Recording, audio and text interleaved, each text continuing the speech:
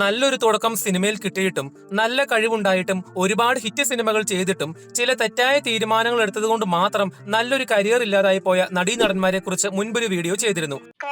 നായികയല്ലോ, മോഹൻലാലിന്റെ പാരഡി ചെയ്ത് മമ്മൂടിയായിട്ട് പാരഡി ചെയ്യണം. അതിന്റെ രണ്ടാം ഭാഗമാണ് ഈ video.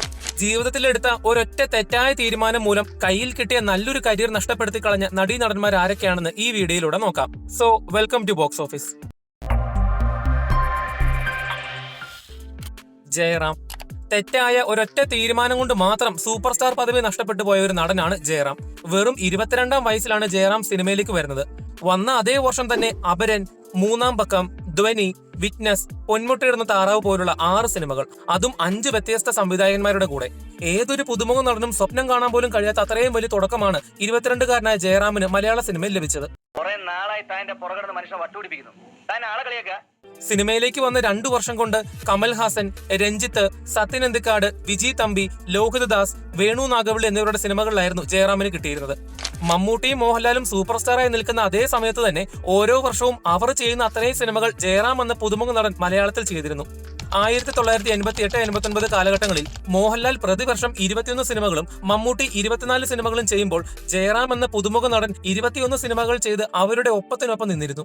Comedy, thriller, feel good, അങ്ങനെ കുടുംബ പ്രേക്ഷകരുടെ ഇഷ്ടത്തിനനുസരിച്ചുള്ള എല്ലാ ജോണറുകളും ജയറാമിന് ചെയ്യാൻ കഴിഞ്ഞിരുന്നു എന്നുള്ളതാണ് മറ്റൊരു പ്രത്യേകത. ചാണക്യൻ, ജാതകം, ഉത്സവ പിറ്റേന്ന്, പെരുവണ്ണാപുരത്തെ വിശേഷങ്ങൾ, മഴവിൽ കാവടി, പ്രാദേശിക വാർത്തകൾ, ഇന്നലെ അർത്ഥം ഇതിനുദാഹരണമാണ്. മിമിക്രിക്കാരനായ ജയറാം മറ്റുള്ള നടന്മാർക്കില്ലാത്ത തനിക്ക് മാത്രമുള്ള മിമിക്രിയിലെ കഴിവുകൾ ഉപയോഗിച്ച് സിനിമയിൽ പ്രേക്ഷകരെ കയ്യിലെടുത്തപ്പോൾ മറ്റൊരു സൂപ്പർ താരത്തിലേക്കുള്ള കടന്നുവരവാണെന്ന് എല്ലാവരും ഉറപ്പിച്ച സമയം.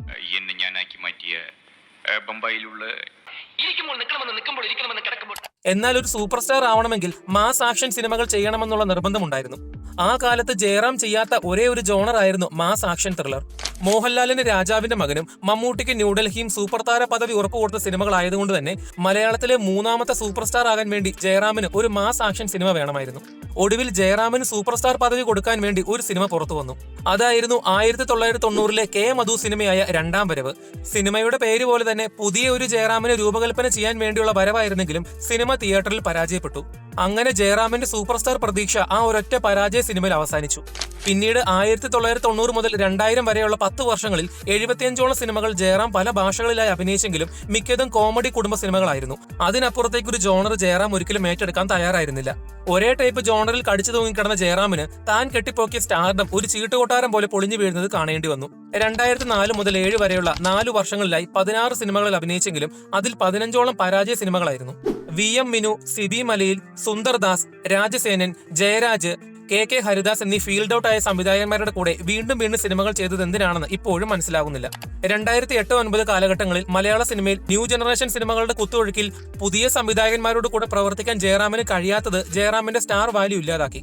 തെറ്റായ തീരുമാനങ്ങൾ എടുത്ത് മാറ്റത്തിനൊപ്പം മുന്നോട്ട് പോകാൻ കഴിയാത്തത് മൂലം ഒരു കാലത്ത് നമ്മൾ ഏറ്റവും കൂടുതൽ ഇഷ്ടപ്പെട്ട് കണ്ടിരുന്ന നടന്റെ പതനം പ്രേക്ഷകർക്ക് നേരിട്ട് കാണേണ്ട അവസ്ഥ വന്നു. ഷഫീഖ്. റൊമാന്റിക് ഹീറോയായി വന്ന് ആദ്യ സിനിമ ഇൻഡസ്ട്രി ഹിറ്റ് അടിച്ച് പിന്നീട് സ്റ്റാർ വാല്യൂ കിട്ടിയ നടനാണ് കുഞ്ചാക്കോ ബോബൻ. എന്നാൽ കുഞ്ചാക്കോ ബോബന് മുൻപ് ഇതേ സ്റ്റാർ വാല്യൂ കിട്ടേണ്ട ഒരു നടനുണ്ടായിരുന്നു. അതായിരുന്നു ഷഫീഖ്. 1986-ൽ ജഗദീഷ് തിരക്കഥ എഴുതിയ ലവ് സ്റ്റോറി എന്ന സിനിമയിലെ നായകനായിരുന്നു ഷഫീഖ്. മലയാള സിനിമയിൽ ബ്രേക്ക് ഡാൻസ് ഒരു ട്രെൻഡാക്കി മാറ്റിയത് ഷഫീഖ് ആയിരുന്നു. അതെ, ശോഭയ്ക്ക് വേണ്ടി ഞാൻ എന്തും ചെയ്യാൻ ഒരുക്കമാണ്. അന്നത്തെ കാലത്ത് റൊമാന്റിക് ഹീറോയായ റഹ്മാന് ഒരു വെല്ലുവിളിയായിട്ടാണ് ഷഫീഖിനെ പ്രേക്ഷകർ കണ്ടിരുന്നത്. കാരണം സംസാരവും പെർഫോമൻസും സൗന്ദര്യവും കൊണ്ടും ആദ്യ സിനിമയിലൂടെ തന്നെ ഷഫീഖ് പ്രേക്ഷകരുടെ ശ്രദ്ധ പിടിച്ചു പറ്റിയിരുന്നു. എന്നാൽ തൊട്ടടുത്ത സിനിമയായ നാളെ ഞങ്ങളുടെ വിവാഹം ബോക്സ് ഓഫീസിൽ പരാജയമായതോടെ ഊതി വീർപ്പിച്ച ഷഫീഖിന്റെ കരിയർ പെടുന്നതിനെ ഇല്ലാതായി. പിന്നീട് നായകനിൽ നിന്നും സഹനടനിലേക്കും ചെറിയ വേഷങ്ങളിലേക്കും ഷഫീഖ് മാറിയപ്പോൾ നല്ലൊരു കരിയർ കിട്ടാൻ വേണ്ടി അദ്ദേഹം പെട്ടെന്ന് തന്നെ തമിഴ് സിനിമയിലേക്ക് ചാടി. ഷഫീഖ് എന്ന പേര് മാറ്റി സഞ്ജയ് കുമാർ എന്ന പേരിലേക്ക് മാറി അദ്ദേഹം തമിഴിൽ ചെറുതും വലുതുമായ സിനിമകൾ ചെയ്തു. എന്നാൽ അവിടെയും അദ്ദേഹത്തിന് വിജയം കണ്ടെത്താൻ കഴിഞ്ഞില്ല. പിന്നീട് തന്റെ റൊമാന്റിക് ലുക്കൊക്കെ മാറ്റി മീശയൊക്കെ വളർത്തി അദ്ദേഹം വരുൺ രാജ് എന്ന പേരിൽ തമിഴിൽ പല സിനിമകളിൽ അഭിനയിച്ചെങ്കിലും പലതും ശ്രദ്ധിക്കപ്പെട്ടില്ല. മലയാളത്തിലും തമിഴിലും തെലുങ്കിലും എന്തിന് ബോളിവുഡിൽ വരെ അഭിനയിച്ച ഷഫീഖ് തന്റെ കഴിവ് തെളിയിക്കാൻ ശ്രമിച്ചെങ്കിലും ആദ്യ സിനിമയിൽ കിട്ടിയ വിജയം പിന്നീട് തന്റെ കരിയറിൽ ആവർത്തിച്ചില്ല. കൂടെ പേര് മാറ്റി തമിഴ് സിനിമയിലേക്കുള്ള അദ്ദേഹത്തിന്റെ ചാഞ്ചാട്ടമായിരുന്നു ഒരു തെറ്റായ തീരുമാനം. അങ്ങനെ 11 വർഷങ്ങൾ മാത്രം നീണ്ടുനിന്ന അദ്ദേഹത്തിന്റെ കരിയർ 1997-ൽ അവസാനിപ്പിച്ച് അദ്ദേഹം സിനിമാ ലോകത്തു നിന്നും വിട പറഞ്ഞു. വിനീത്. വൈകുന്നേരം വരെ വെള്ളം കോരി അവസാനം കലമുടച്ചു എന്ന് കേട്ടിട്ടില്ലേ? അതാണ് വിനീതിന്റെ കരിയറിൽ സംഭവിച്ചത്. വെറും 16-ാം വയസ്സിലാണ് വിനീത് സിനിമയിലേക്ക് വരുന്നത്. ആദ്യ സിനിമ IV ശശിയുടേത്, രണ്ടാമത് ഹരിഹരൻ, മൂന്നാമത് ഭരതൻ, പിന്നീട് പ്രിയദർശൻ, ഫാസിൽ, ഭദ്രൻ, ജോഷി തുടങ്ങിയവരുടെ സിനിമകളിൽ പ്രധാന കഥാപാത്രങ്ങൾ. ഇതിൽ കൂടുതൽ എന്താണ് ഒരു തുടക്കക്കാരന് സിനിമയിൽ കിട്ടേണ്ടത്? ആടാനും പാടാനും പ്രണയിക്കാനും കരയാനും പ്രഗത്ഭനായ ഒരു യുവനായകൻ. മോഹൻലാലിനൊപ്പം അമൃതം ഗമയ, ലാൽ സലാം, കമലദളം, മമ്മൂട്ടിക്കൊപ്പം മഹായാനം തുടങ്ങിയ സിനിമകളിൽ പ്രധാന വേഷങ്ങൾ കൈകാര്യം ചെയ്യുന്നു. നായക കഥാപാത്രങ്ങൾ മാത്രമല്ല, നെഗറ്റീവ് കഥാപാത്രങ്ങളും ചെയ്തുകൊണ്ട് താൻ ഏത് കഥാപാത്രവും ബാലൻസ് ചെയ്യാൻ കഴിവുള്ളവനാണെന്നും വിനീത് തന്റെ കരിയറിന്റെ ആദ്യ കാലഘട്ടങ്ങളിൽ വിജയകരമായി തെളിയിച്ചു. അതിനുശേഷം ശങ്കറിന്റെ ജെന്റിൽമാനിലൂടെ തമിഴ് സിനിമയിലേക്ക് അരങ്ങേറ്റം ലഭിക്കുന്നു. 1994 മെയ് മാസം എന്ന തമിഴ് സിനിമയിൽ AR റഹ്മാന്റെ എക്കാലത്തെ മികച്ച റൊമാന്റിക് പാട്ടിൽ വിനീതിന്റെ പെർഫോമൻസ് ആരാണ് മറക്കാത്തത്? 1996 സൗത്ത് ഇന്ത്യയിലെ ട്രെൻഡ് സെറ്ററായ കാതൽ ദേശത്തിലെ വിനീതിന്റെ പെർഫോമൻസ് സൗത്ത് ഇന്ത്യയിൽ വിനീതിന് വലിയൊരു ഫാൻസിനെ നേടിക്കൊടുത്തു. 1997 തന്റെ 20കളിൽ തെലുഗു സിനിമയിൽ നായകനായി അഭിനയിക്കുന്നതിനോടൊപ്പം മലയാള സിനിമയിലെ പല റീമേക്ക് സിനിമകളുടെയും പ്രധാന കഥാപാത്രമായി വിനീത് തെലുഗു സിനിമയിൽ പ്രത്യക്ഷപ്പെട്ടിരുന്നു. അന്നത്തെ കാലത്ത് മലയാള സിനിമയിലെ ഒരു യുവ നടനെ സൗത്ത് ഇന്ത്യയിലെ മുഴുവൻ ആളുകൾ തിരിച്ചറിയപ്പെടുന്നു എന്നുള്ളത് മറ്റാർക്കും നേടിയെടുക്കാൻ കഴിയാത്ത അത്രയും വലിയ അച്ചീവ്മെന്റ് ആയിരുന്നു. പിന്നീട് അതിർത്തികൾ കടന്ന് ബോളിവുഡിൽ വരെ വിനീത് അഭിനയിച്ചു. തന്റെ കരിയറിന്റെ ഏറ്റവും പീക്കിൽ നിൽക്കുന്ന സമയത്ത് വിനീത് ഒരു തെറ്റായ തീരുമാനം എടുക്കുന്നു. അതായത് അഭിനയം തൽക്കാലം മതിയാക്കാം, പകരം നൃത്തത്തിന് പ്രാധാന്യം കൊടുക്കാമെന്നുള്ള തീരുമാനം. അങ്ങനെ ലോകത്തിന്റെ പല ഭാഗങ്ങളിൽ സൂര്യ ഫെസ്റ്റിവൽ പോലെയുള്ള പ്രോഗ്രാമുകളിലൂടെ വിനീത് ഡാൻസ് പ്രോഗ്രാമുകൾ ചെയ്തുകൊണ്ടിരുന്നു. എന്നാൽ ഒരു വലിയ ഗ്യാപ്പ് എടുത്തത് മൂലം മാനസികമായും ശാരീരികമായും അദ്ദേഹത്തിന് വന്ന മാറ്റങ്ങൾ അദ്ദേഹത്തിന് പിന്നീട് കരിയറിൽ ഒരു നല്ല തിരിച്ചുവരവ് നൽകിയില്ല. ഒരു കാലത്ത് ഒരുപാട് വലിയ അവസരങ്ങൾ ലഭിച്ച ഒരാളാണ് പിന്നീട് ഇപ്പോൾ ചെറിയ റോളുകളിൽ അഭിനയിക്കുന്നത്. തനിക്ക് ലഭിച്ച ഗോൾഡൻ ഓപ്പർച്യൂണിറ്റി പ്രയോജനകരമായി ഉപയോഗിച്ചിരുന്നെങ്കിൽ ഇന്ന് വിനീത് ഇന്ത്യ ഒട്ടാകെ അറിയപ്പെടുന്ന ഒരു പാൻ ഇന്ത്യൻ നടനായി മാറിയനെ. ഭാമ. നമ്മുടെ KGF-ലെ യാഷിന്റെ കൂടെ അവർ അഭിനയിച്ച നടിയാണ് ഭാമ. ഒരേ ടൈപ്പ് കഥാപാത്രങ്ങൾ ചെയ്തു എന്ന ഒരൊറ്റ തെറ്റായ തീരുമാനം കൊണ്ട് മാത്രം കരിയർ നഷ്ടപ്പെട്ടു പോയ ഒരു നടിയും കൂടിയാണ് ഭാമ. 2007 നിവേദ്യം എന്ന സിനിമയിലൂടെ വന്ന ഭാമ എല്ലാം കൊണ്ടും പെർഫെക്റ്റ് ആയ ഒരു നടിയായിരുന്നു. ആദ്യ സിനിമ ബ്ലോക്ക് ബസ്റ്റർ ആയതിനു ശേഷം പിന്നീട് തമിഴിലേക്ക് അതേ വർഷം എൻട്രി കിട്ടുന്നു. 2007 മുതൽ 2011 വരെയുള്ള 5 വർഷങ്ങളിലായി നാടൻ പെൺകുട്ടിയായ നായികയുടെ കഥാപാത്രമാണ് ഭാമ തന്റെ ഒട്ടുമിക്ക എല്ലാ സിനിമകളിൽ ചെയ്തിരുന്നത്.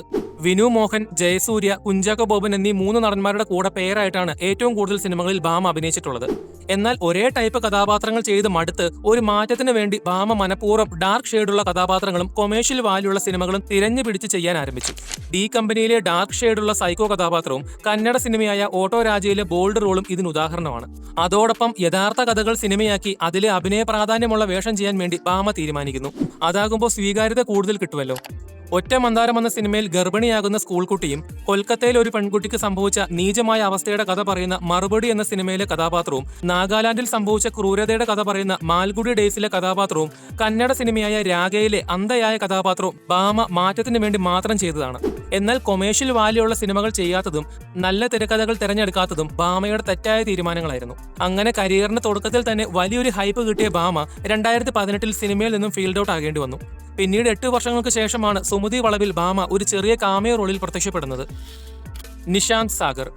25 വർഷം സിനിമയിലുണ്ടായിരുന്ന ഒരു നടന്റെ ഓർത്തിരിക്കുന്ന കഥാപാത്രങ്ങളെല്ലാം തന്റെ കരിയറിന്റെ തുടക്കത്തിൽ ചെയ്ത സിനിമകളിലേതാണെന്ന് പറയുന്നത് എന്തൊരവസ്ഥയാണല്ലേ. തന്റെ 19ാമത്തെ വയസ്സിൽ ഒരു ബോളിവുഡ് കാൻ ലുക്കിൽ മലയാള സിനിമയിലേക്ക് കടന്നു വന്ന നടനാണ് നിശാന്ത് സാഗർ. ജോക്കറിലെ സുധീർ മിശ്ര എന്ന സുന്ദരനായ വില്ലന് പ്രേക്ഷകരുടെ മനസ്സിലേക്ക് കയറാൻ അധിക സമയമെടുത്തില്ല. ഒരു റൊമാന്റിക് ഹീറോയായി ഫാന്റത്തിൽ വന്ന പാട്ടുകൾ ഇന്നും മനോഹരമാണ്. ഇന്ദ്രിയത്തിലെ കോളേജ് വിദ്യാർത്ഥിയും കാക്കി നക്ഷത്രത്തിലെ പോലീസ് റോളും തിളക്കത്തിലെ ഗോപി എന്ന നെഗറ്റീവ് കഥാപാത്രമൊക്കെ ചെയ്യുമ്പോൾ നിശാന്ത് സാഗറിന് 21 വയസ്സ് മാത്രമേ പ്രായമുണ്ടായിരുന്നുള്ളൂ. എന്നാൽ ചെറുപ്പത്തിൽ തനിക്ക് പ്രോപ്പറായി പ്ലാൻ ചെയ്യാനൊന്നും കഴിഞ്ഞിരുന്നില്ല എന്നും തന്റെ ഉഴപ്പും സിനിമയെക്കുറിച്ചുള്ള ധാരണാക്കുറവുമാണ് മോശം സിനിമകൾ തിരഞ്ഞെടുത്ത് തന്റെ കരിയറിന് വലിയൊരു വിടവുണ്ടാക്കാൻ കാരണമെന്ന് നിശാന്ത് സാഗർ ഒരു ഇന്റർവ്യൂവിൽ പറയുന്നുണ്ട്. തിളക്കത്തിന് ശേഷം പിന്നീട് ചെയ്ത അന്യർ, ഋഷിവംശം, നളചരിതം 4-ാം ദിവസം, ശിങ്കാരി ബോലോന, ഫ്രീഡം തുടങ്ങിയ സിനിമകളെല്ലാം പരാജയങ്ങളായിരുന്നു. 2008 ഇന്തോ അമേരിക്ക സിനിമയായ പൈലറ്റ് ബ്ലഡിൽ സണ്ണി ലിയോന്റെ കൂടെ അഭിനയിച്ച നടനും കൂടിയാണ് നിശാന്ത് സാഗർ. 2008 ശേഷം നല്ലൊരു കഥാപാത്രം കിട്ടാൻ വേണ്ടി അദ്ദേഹത്തിന് 2023 വരെ കാത്തിരിക്കേണ്ടി വന്നു. RDXലെ വേഷം ശ്രദ്ധിക്കപ്പെട്ടതിനു ശേഷം ഗരുഡൻ, രേഖാചിത്രം, ലോക പോലുള്ള സിനിമകളിലൂടെ സഹനടനായി അദ്ദേഹം സിനിമയിൽ ആക്റ്റീവാണെങ്കിലും നല്ലൊരു തുടക്കം സിനിമയിൽ കിട്ടിയിട്ടും വലിയ പ്രോജക്റ്റുകളുടെ ഭാഗമായിട്ടും തെറ്റായ ചില തീരുമാനങ്ങൾ എടുത്തതുകൊണ്ട് മാത്രം സ്റ്റാർ വാല്യൂ നഷ്ടപ്പെടുത്തി കളഞ്ഞ മറ്റൊരു നടനാണ് നിശാന്ത് സാഗർ. മീര നന്ദൻ. സാക്ഷാൽ മീര ജാസ്മിൻ താല്പര്യമില്ലാതെ ഉപേക്ഷിച്ച ഒരു റോള് ചെയ്യാൻ വേണ്ടി വന്ന 17 വയസ്സുള്ള ഒരു പുതുമുഖ നടിയായിരുന്നു മീര നന്ദൻ. മുല്ല എന്ന സിനിമയിലെ ലച്ചി എന്ന കഥാപാത്രം മീരയുടെ പേഴ്സണൽ ലൈഫിലെയും പ്രൊഫഷണൽ ലൈഫിനെയും അപ്പാടെ മാറ്റിമറിച്ചു എന്നുള്ളതിന് തെളിവാണ് താൻ ആദ്യമായി പണിത വീടിന് മുല്ല എന്ന് പേരിട്ടത്. മരണത്തിന്റെ ശിക്ഷ മരണമാണെങ്കിൽ നിങ്ങളും മരിക്കണം. നല്ലൊരു തുടക്കം മലയാളത്തിൽ കിട്ടിയതിനു ശേഷം നേരെ തമിഴിലേക്ക്, പിന്നീട് തിരികെ വന്ന് മലയാളത്തിൽ ചെയ്തത് പുതിയ മുഖം. കരിയറിന്റെ തുടക്കത്തിൽ ദിലീപ്, ജയറാം, പൃഥ്വിരാജ് എന്നിവരുടെ നായികയായി വന്നതും മീരയുടെ ഭാഗ്യമായിരുന്നു. കരിയറിന്റെ ഏറ്റവും നല്ല ഫോമിൽ നിൽക്കുമ്പോൾ തിരക്കഥയുടെ ക്വാളിറ്റി നോക്കാതെ വന്ന എല്ലാ സിനിമകളിലും മീര ചാടി അഭിനയിച്ചു.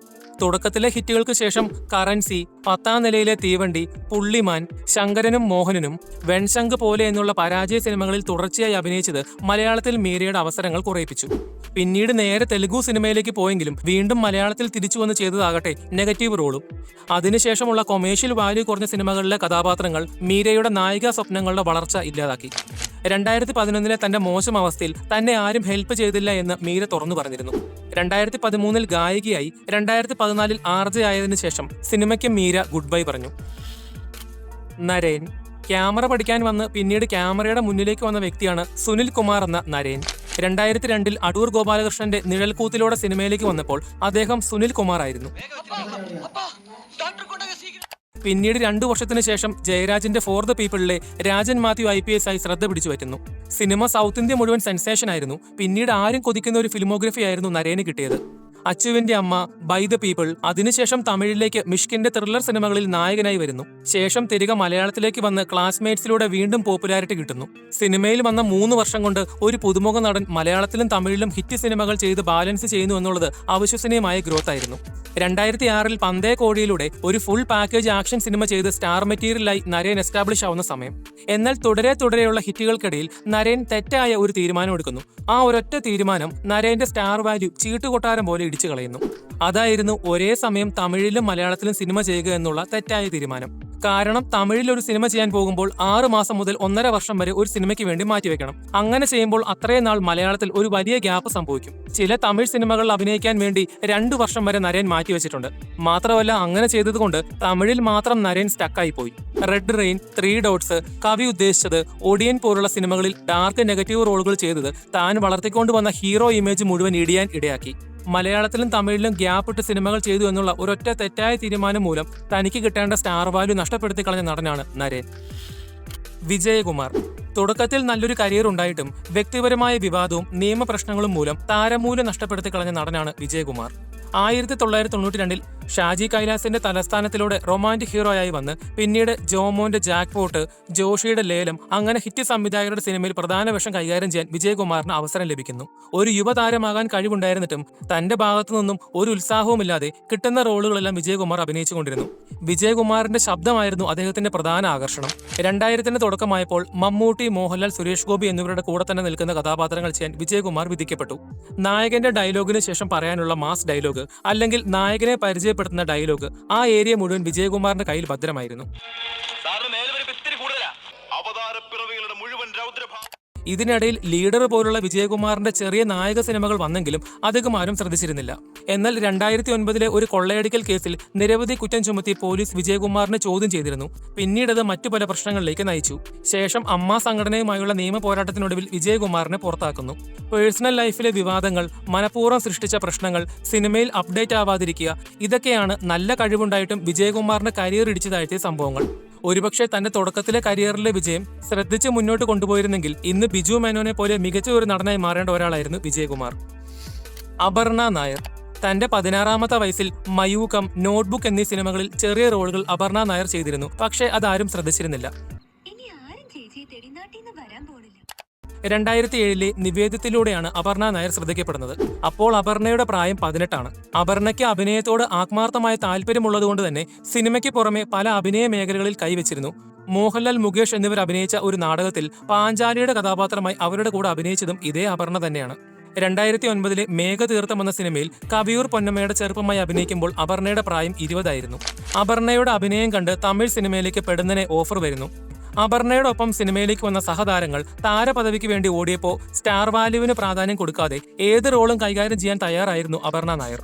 2010 കോക്ടെയിലിൽ മികച്ച പ്രകടനം നടത്തിയെങ്കിലും കൊമേഴ്ഷ്യൽ സിനിമകൾ ചെയ്യാതെ ആർട്ടിസ്റ്റിക് ആയ സിനിമകളിൽ പ്രാധാന്യം കൊടുത്ത് മോശം സിനിമകളിൽ തുടർച്ചയായി അഭിനയിച്ചത് അപർണയുടെ കരിയറിൽ വലിയ ഗ്യാപ്പ് ഉണ്ടാക്കി. Amma Nilavu, Kayam, Masala republic, Andheri, seconds, saint Mary's Kolapathakam, Vanyam എന്നിവ തുടർച്ചയായ ഫ്ലോപ്പുകളായിരുന്നു. അങ്ങനെ 2014 അപർണ മലയാള സിനിമയിൽ നിന്നും ഫീൽഡ് ഔട്ടായി. ഒരുപാട് കഴിവുണ്ടായിരുന്ന നടി പിന്നീട് 2022 ഒരുത്തിയിലൂടെ തിരിച്ചുവരവ് നടത്തിയെങ്കിലും കാര്യമായി ശ്രദ്ധിക്കപ്പെട്ടില്ല. വീഡിയോ നിങ്ങൾക്ക് ഇഷ്ടപ്പെട്ടെങ്കിൽ ചാനൽ സബ്സ്ക്രൈബ് ചെയ്യുന്ന കാര്യം ഒന്ന് പരിഗണിക്കുക. അതോടൊപ്പം നിങ്ങളുടെ വലിയ അഭിപ്രായങ്ങൾ കമന്റ് ബോക്സിൽ രേഖപ്പെടുത്തുക. അപ്പോൾ അടുത്തൊരു വീഡിയോ വരുന്നത് വരെ ബൈ.